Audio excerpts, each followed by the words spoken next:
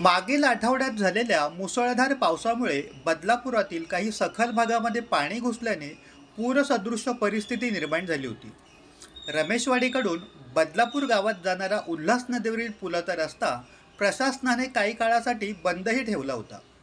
बदलापूरची ही भीषण स्थिती पाहता भिवंडी लोकसभेचे खासदार बाळ्यामामा उर्फ सुरेश म्हात्रे यांनी 27 जुलै रोजी बदलापूर पश्चिमेकडील रमेशवाडी, हेंद्रेपाडा, यादवनगर आदी भागाच्या पूर परिस्थितीची पाहणी बदलापूर नगर परिषदेचे मुख्याधिकारी मारुती गायकवाड यांना सोबत घेऊन संबंधित परिस्थितीची जाणीव करून दिली.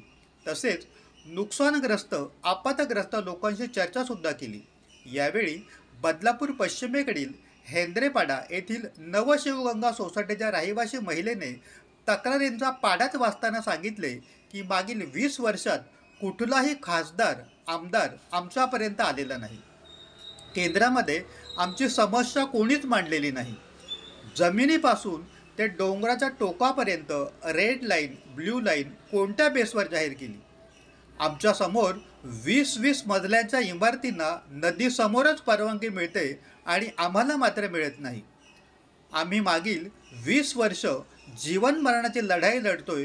आमचा वाली कोणी नाही का? लोकप्रतिनिधी म्हणून आम्ही तुम्हाला निवडून दिलेले आहे, तर आमची समस्या तुम्हाला नाही तर कोणाला सांगणार? असे सारखे सारखे पुराचे पाणी जर आमच्या बिल्डिंगमध्ये आले तर एक दिवशी बिल्डिंग पुरात वाहून जाईल, एवढे जीव जातील आणि नंतर तुम्ही FSI द्याल, त्याचा काय उपयोग? असा सवाल या रहिवासी महिलेने यावेळी केला.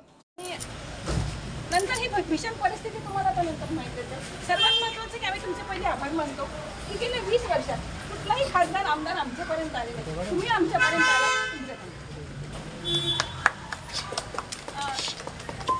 आणि आमची एकच मागणी आहे की जर आता ही पुरा नियंत्रण स्थिती आहे, 20 वर्ष झालं तुम्ही सांगता की आम्ही नदीचा गाळ काढू, आम्ही नदी हे करू, नदी खोल करू, परंतु आजपर्यंत ही फक्त तोंडातोंडी झालेली आहे.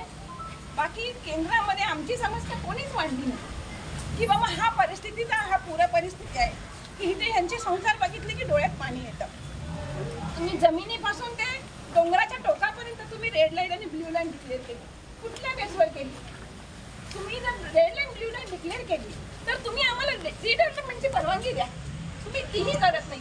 पण बिल्डर लोक येत आहेत, FSI वाढवून देत नाही म्हणून बिल्डर लोक सांगतात की बाबा बिल्डर तुमच्या रिडेव्हलपमेंट कशी की कसे आहे की करताच येत नाही, FSI वाढवून देतात. सर्वात महत्त्वाचं म्हणजे आमच्या समोर 20-20 माळ्याच्या बिल्डिंगला नदीच्या समोर परमिशन मिळतं आणि आमच्यासारख्यांना ही परमिशन देत नाही. मग जर तुम्ही लोकप्रतिनिधी आम्ही तुम्हाला निवडून दिला तर आम्ही आमची समस्या तुम्हाला नाही सांगणार तर कोणाला सांगणार? हे स्वीकार आमचे फक्त स्थानिक नगरसेवक राजन घोरपडे दरवर्षी येतात, आम्हाला ती मदत करतात. आणि या सोसायटीचं नाव लिहून बरोबर आहे साहेब. हा जो रिडेव्हलपमेंटचा विषय आहे त्यांना FSI वाढवून देण्याचा हे पॉसिबल आहे. हे पॉसिबल नाही असं नाही, हे शक्य आहे. पण ऐका ताई, तुम्ही एक ॲप्लिकेशन करतो शिवसाहेबांना येईल आणि गेले 20 वर्षापासून प्रत्येक वर्षी पाणी भरून एक मजला बुडतो, बरोबर आहे? एक मजला नाही सर, 2005 ला 2.5 मजले बुडले होते. 2.5 मजले बुडले होते. आमचा जीवन मरणाचा प्रश्न असतो. नंतर आम्हाला पाणी नाही, अन्न नाही, धान्य नाही, सगळं अगदी म्हणजे जीवन मरणाची लढाई लढतोय गेली 20 वर्ष आम्ही. आमचा वाली कोणी नाहीये का? बिल्डर कोण होता? पण त्यांनी बांधली, त्याला काय माहित नव्हतं ना.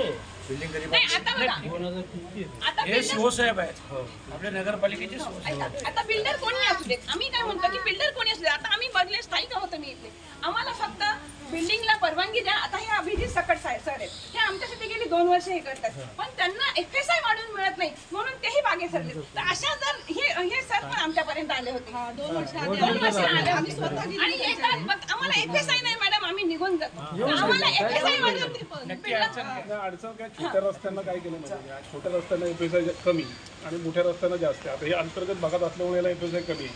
परत 6 मीटरचे रस्ते ना मुंबईमध्ये याच्या त्या बाजूला जी लँड आहे यांचं म्हणणं 500 फूटवर नदी आहे, बरोबर? म्हणजे मध्ये 500 फूटचा डिस्टन्स आहे.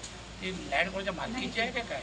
माहिती घ्यायला कोणाची जागा आहे? नाही नाही ही नाही, जागा- नाही ही जागा- इथे रेड आणि ब्ल्यू लाईनच्या हिशोबाने इथे FSI पण मिळत नाही, रिडेव्हलपमेंटला पण चान्स तसं नाही तो private bond पासून पटेलची जागा आहे 500 ना फूट- हा? पटेलची जागा आहे ना हा, मग तेच तर सांगतो. पटेलची जागा आहे सर छोटासा विषय आहे की 6 मीटरचे रस्ते जर सगळे 9 मीटर जर आपण दिले ना तर ते आहे तरतूद तशी, फक्त ते आपण होत नाही. ते माझं कसं म्हणणं आहे सर की जर FSI वाढून मिळत नाही, आज नदीपासून पुढे वेदांतवाल्यांना वगैरे कसं हरवानींना कसं FSI मिळू शकतो आम्हाला काय काय का पहिले बघा. नाही, नाही, आहे ना जागा असते.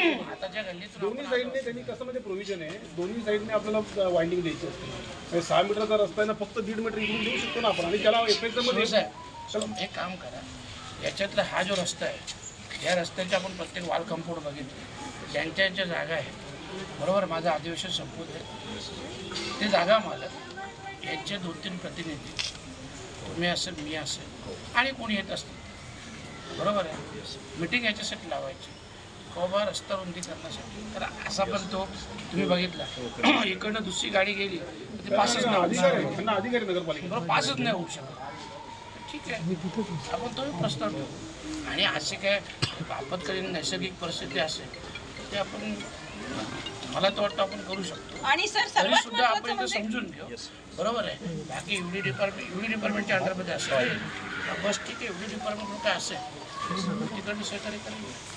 आणि सर तुम्हाला सर्वात सांगतो महत्त्वाचं मॅडम ऐका, तुम्ही याने एक ॲप्लिकेशन द्या मला द्या, पुन्हा आपला कॉन्टॅक्ट नाही होणार असं नाही करायचं.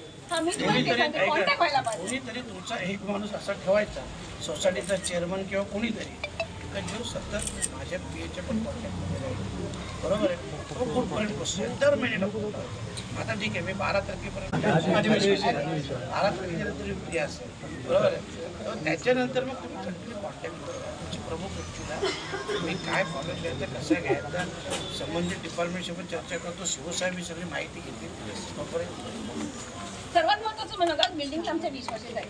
असं पुराचं पाणी सारखायला तर आमची बिल्डिंग एक दिवशी ते पुरात जाईल, एवढे जीव जातील ना. आणि नंतर तुम्ही मग FSI द्याल, काय उपयोग आहे? नंतर तुम्ही बिल्डिंग वाढवून द्याल, काय लक्षात उपयोग? आलं तुम्ही. तर मला फक्त एकच रिक्वेस्ट आहे की तुम्ही आलात इथपर्यंत पोहोचलात हे आमचं भाग्य, हे आमचं भाग्य की पहिला खासदार आमच्यापर्यंत पोहोचला. अशाच प्रकारचे ज्वलंत प्रश्न आपल्याला पाहायचे असतील तर कमेंट्समध्ये होय असे टाईप करा. तसेच भारताचा बुलंद आवाज आपला Bharat news channel subscribe, like, share आणि कमेंट्स करायला विसरू नका. रवींद्र थोरात, आपला भारत न्यूज.